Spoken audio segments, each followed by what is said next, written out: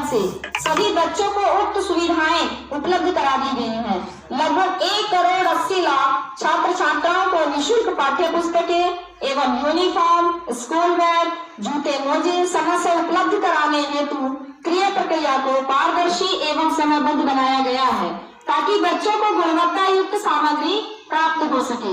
इस कोरोना काल में भी बच्चों को उक्त सुविधाएं उपलब्ध कराई गई हैं। माननीय मुख्यमंत्री जी के इस निर्देशन में राज्य सरकार द्वारा जून 2018 से ऑपरेशन कायाकल्प का बृहद अभियान संचालित है।